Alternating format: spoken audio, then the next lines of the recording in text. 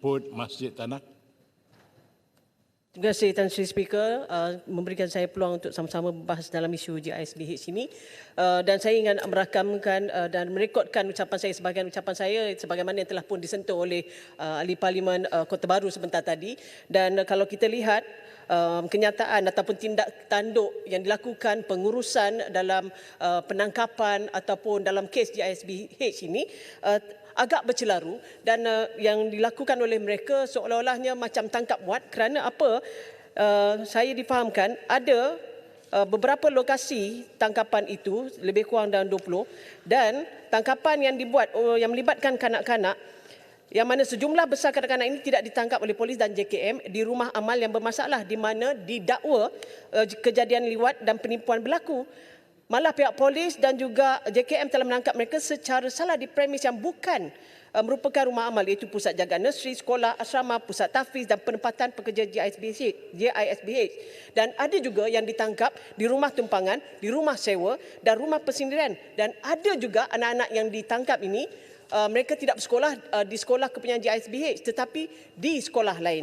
Sebab itulah keadaan-keadaan yang berlaku ini, kecelaruan yang berlaku ini telah menyebabkan trauma pada anak-anak ini. Ada ibu dan bapa, anak-anak ini telah ditahan dengan cara yang salah undang-undang dan juga melampaui skop siasatan polis. Ada ibu bapa dan anak ditahan telah mengalami penderitaan, mental depression dan kemurungan, gangguan psikologi kerana dipaksa berada dalam tahanan polis. Dan ada anak-anak termasuk yang masih lagi menyusu badan terpaksa berpisah dengan ibunya, dan ada juga ibu yang syarat mengandung dipaksa melalui satu kehidupan dalam tahanan sedangkan anak dirampas dan dipisahkan daripada, dan pelbagai lagi episod yang menyedihkan. Saya sebagai ibu dan sebagai parents juga merasakan amat sedih dengan keadaan yang menimpa mereka. Sebab itulah saya ingin bertanyakan kepada pihak kerajaan, bagaimanakah pengurusan yang diberikan oleh pihak kerajaan dalam memastikan supaya semua pihak ini terjaga. Dan kita ingin tahu berapakah kekuatan yang ada di pihak kerajaan melalui KDN, melalui JKM, melalui pelbagai agensi lain dalam menguruskan pelbagai mangsa ini. Sebab kita lihat bahawa apabila dalam keadaan-keadaan ini yang melibatkan pelbagai pihak, kita hendak tahu bahawa dalam melibatkan anak-anak ini juga ada berlakunya pelanggaran di bawah perkara 9 dan juga 18 Konvensyen mengenai hak kanak-kanak CRC. Dan apabila anak-anak ini telah dirampas dan dipisahkan daripada ibu dan ayah mereka. Jadi kita kena pastikan bahawa survival anak-anak ini supaya dapat kita selamatkan, dan kita pastikan supaya anak-anak ini ada dokumen mereka, dan mereka ini tidak ada risiko menjadi mereka ini bukannya jadi statelessness.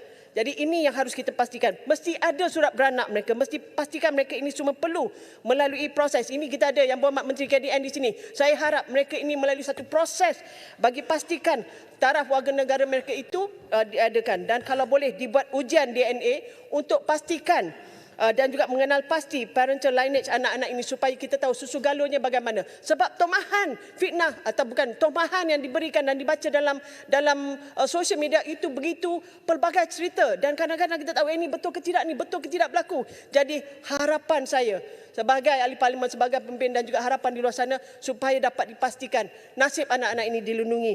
Dan bolehkah kerajaan lakukan ini? Walaupun melibatkan kos besar, adakah kerajaan bersedia untuk mengeluarkan subsidi dalam melakukan semakan ujian DNA ini? Dan perlu juga ada tempoh transit dan juga dilakukan screening sebelum anak-anak ini kembali ke pangkuan keluarga, termasuklah kaunseling, termasuklah pendidikan yang diberi untuk anak-anak ini.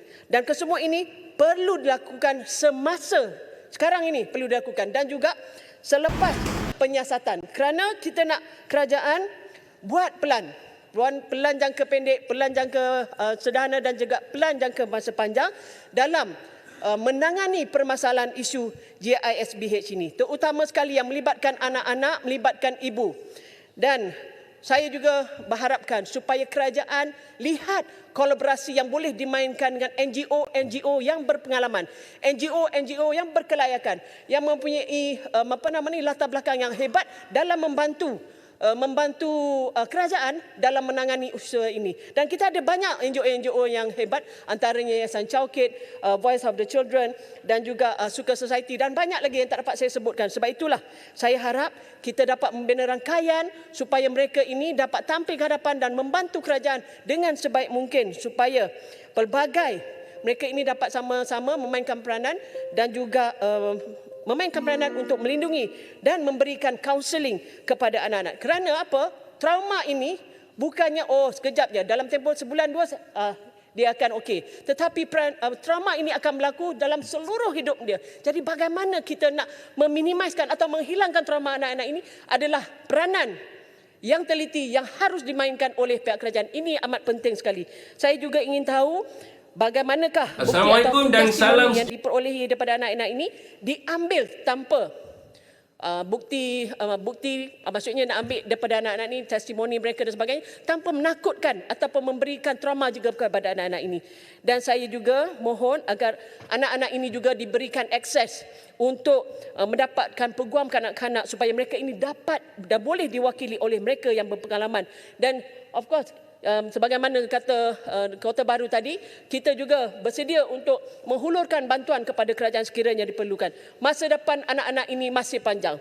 Masa depan anak ini jangan kita ranapkan dengan perancangan yang membuta tuli dan entah apa-apa. Sebab itulah perlu ada perancangan yang baik dan teliti untuk mereka. Saya harap peranan kolaborasi semua pihak harus dimaksimumkan supaya apa juga yang dihasratkan oleh semua rakyat Malaysia akan dapat terpelihara.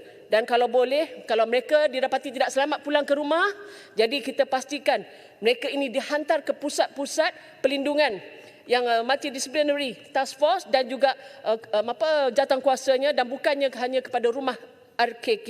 Dan saya juga menggesa kepada pihak kerajaan supaya ada SOP dan juga minimum standard dalam mewujudkan operasi rumah-rumah sedemikian.